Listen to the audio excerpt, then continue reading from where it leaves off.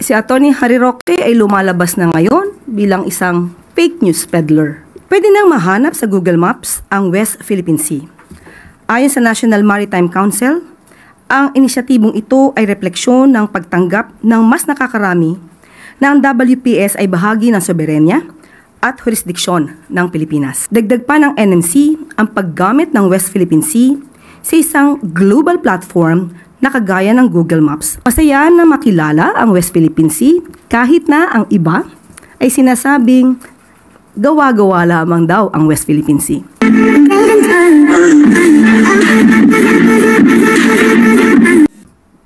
Magandang tanghali, magandang Malacanang Press Corps. Welcome sa ating press briefing ngayong araw. Simulan natin sa magandang balita na dala ng administrasyon ni Pangulong Ferdinand R. Marcos Jr. sa bagong Pilipinas. Pwede nang mahanap sa Google Maps ang West Philippine Sea. Ayon sa National Maritime Council, ang inisyatibong ito ay refleksyon ng pagtanggap ng mas nakakarami na ang WPS ay bahagi ng soberenya at jurisdiksyon ng Pilipinas. Naaayon din ito sa 1982 United Nations Convention of the Law or on the Law of the Sea at ng 2016 South China Sea Arbitral Award na nagpinagtibay ng Republic Act 12064 o ang Philippine Maritime Zones Act. Dagdag pa ng NMC ang paggamit ng West Philippine Sea sa isang global platform na kagaya ng Google Maps ay makakatulong na mas lumawak ang kaalaman sa buong mundo sa maritime entitlement ng ating bansa. Clay Pardilla, People's Television.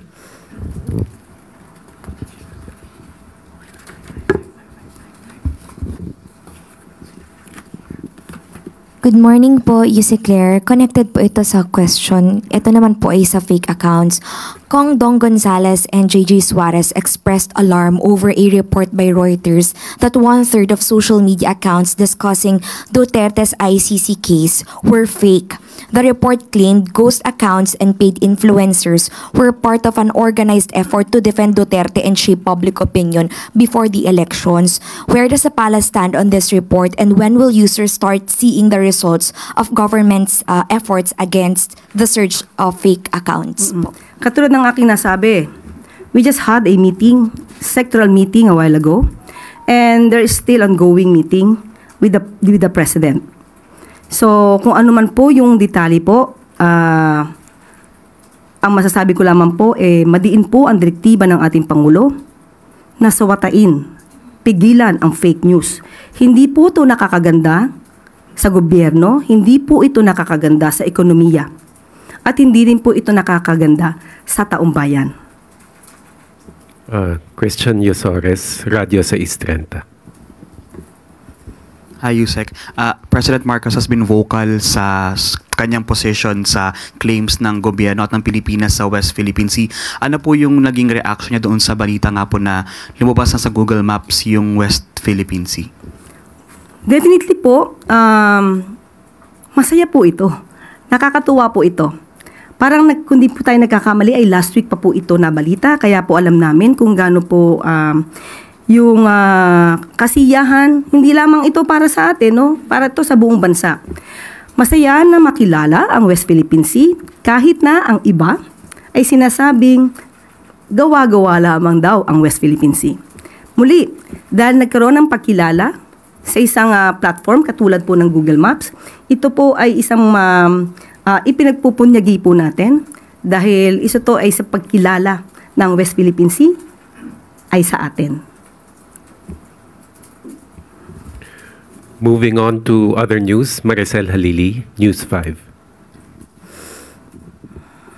Magandang tanghali po, Yusek. Merong lumabas na Pulse Asia survey na nagpapakita na malaki po yung ibinaba ng approval at trust ratings ni President Marcos. How concerning is this for the President? Nalaman po natin na ang respondents dito ay 2,400. So, sa 2,400, hindi naman po ito nagre-reflect ng sentimiento ng kabuuang more than 100 million people or Filipinos in the country. But dahil nga nakita at nabanggit natin itong mga fake news, sumasalamin din po ito sa impluensya ng mga fake news na nagkakalat.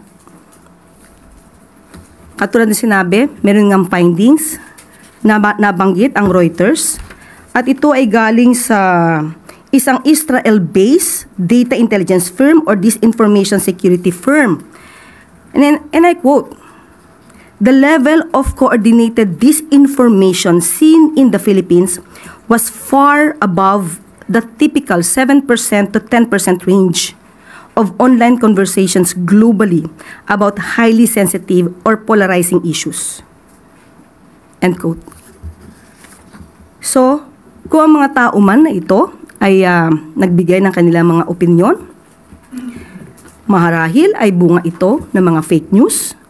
At kung ito man ay totoong nagkaroon ng pagsagot, hindi na naman ito pabayaan ng gobyerno dahil dapat natin malaman ang mga respondents, saan ang mga respondents, ang mga respondents ba ito ay nakakatanggap ng totoong news o naiimpluwensyahan ng fake news. So ang mga respondents ba na ito ay hindi nakakarating ang tulong ng gobyerno? So dapat din po nating malaman ito sa parte ng administrasyon. At kung ano man po ang nagiging desisyon ng Pangulo at ng administrasyon, at ito'y magre-reflect sa isang survey na naisin pa rin po at ipapatupad pa rin po ng Pangulo kung ano ang nasa batas, kung ano ang tama, at hindi kung ano po ang sasabihin sa isang survey. Pero ma'am, considering that the survey was conducted from March 23 to 29 or just a few days after the arrest of the former president, sa tingin po ba ng Malacanang gaano kalaking factor yung politika sa naging resulta ng survey, especially yung nangyari kay former president? Okay, lumalabas nga po dito na bumaba di umano ang rating, no, approval rating ng Pangulo. Pero sabi nga po natin, ito ay titignan pa rin po ng administrasyon. Hindi naman po natin, hindi papansinin kung ano ang mga sinasabi ng survey. Pero muli, 2,400 ay hindi po ito kabuuan na sentimiento ng buong Pilipinas. Magtatrabaho pa rin po ang Pangulo, katulad ng aking sinabi, kung ano ang tama, kung ano ang sa batas. Hindi dahil ito ang idinidikta ng tao na hindi naman naaayon sa batas. Ma'am, last point. During the interview of Pulse Asia President Ronald Holmes over through FM, kanina lamang po ito. Ang sabi niya, isa daw marahil sa dahilan ng pagtaas din ng disapproval rating ni PBBM ay yung pagtugon sa pangunahing problema like yung matataas na presyo ng bilihin, kakulangan sa kita o yung sahod at yung paglaban daw po sa katiwalian. Where do you think the problem lies? Una, tignan natin. Nabanggitan natin, nagpakita na po tayo dito, nakausap na rin po natin at natanong po ninyo ang mga heads po ng ibang mga departamento patungkol po dito. Halimbawa po yung walang gutom program. Kaya nga, ang tanong po natin dito, 2,400, nakakarating po kaya ang serbisyo ng gobyerno? Pangalawa po, sinasabi po natin, di ba, na walang trabaho. Yung tungkol sa sweldo. Binanggit na rin po natin ang direktiba ng Pangulo patungkol po sa pagtaas ng sweldo sa pamamagitan po ng regional tripartite. So, hindi po yan tinulugan ng Pangulo. Yan po ang direktiba para po tumaas ang sweldo ng ating mga kababayan. So, kung ano, saan man nanggagaling po itong opinion ni Holmes, Mr. Holmes, okay? Yan ay kanyang opinion. Siguro mas maganda rin po na malaman niya kung ano ba talaga yung katotohanan. Baka po kasi nasasapawan ng good news ng mga fake news. Salamat, ma'am. Maris Umali, GMA Integrated News. Good afternoon, ma'am. Ma'am, before I proceed to my question on kidnappings, may I just do a follow-up question on the question of Maricel? I understand that the 2,400 who were asked in the survey are not representative of the general sentiments of the millions or hundreds of millions of Filipinos. But are you alarmed or are you concerned by the fact that survey results somehow shape the decision-making of individuals, especially when it comes to elections or since we already have an upcoming election? Yeah, that's the reason why we have this directive from the President that we should curtail fake news. Since day one that we had been appointed, we were tasked to do our job to spread the truth and not fake news. Totoo po yan. Sinabi po natin before na ang fake news makakapag-diskaril ng isipan ng tao, ng taong bayan. Kaya nga po gumagawa ngayon ng aksyon, nagkakaroon po ng pagpupulong ang Presidente, ang Pangulo, sa mga heads of the agencies, especially DICT, para po matugunan na po at mabawasan na po itong mga fake news na nagkakalat, lalong-lalo na po ngayon, campaign season. All right. Ma'am, with regards to my question, in light of the recent spate of kidnappings, what is the reaction of Malacanang in terms of calls for President Marcos to tap the military intelligence to go after kidnappers? Okay. Sa ngayon po, lumalabas naman, ayon ito sa sinabi rin ni Chief Marbil. Muli, babanggitin ko ang kanyang sinabi. These are isolated, calculated acts rooted in personal and financial vendettas. The situation is firmly under control. Our law enforcement strategies are effective. Criminal networks are being taken down.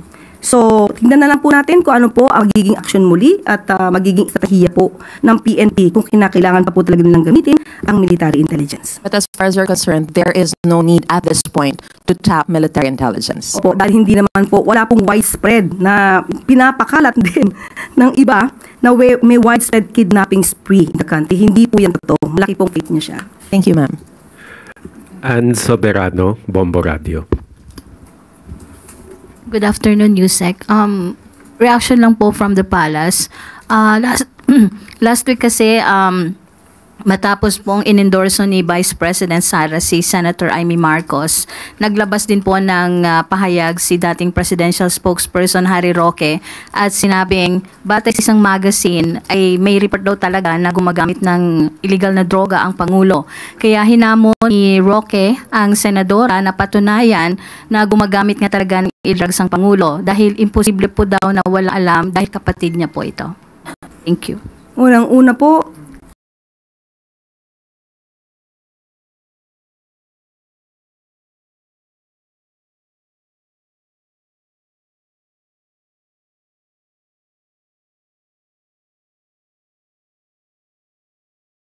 si Atty. Harry Roque ay lumalabas na ngayon bilang isang fake news peddler. Siya po ang sinasabing nagpakalat ng isang fake pulveron video. At ngayong wala pa siyang napapatunayan at wala siyang ebidensya. Kahit na ngayong kanyang mga ebidensya sa Quadcom ay hindi pa rin niya napapatunayan. Ngayon ay maghahanap pa siya ng tulong para makapagbigay ng ebidensya. Sila po ang nagsasabi ng ganitong mga klaseng akusasyon. Hindi niya nakakailanganin ng tulong kung meron po siyang ebidensya. May mensahe po ba kayo sa mga ginagawa ni dating presidential spokesperson Roque? Ano po yung mensahe niyo sa kanya? Go home. Thank you po.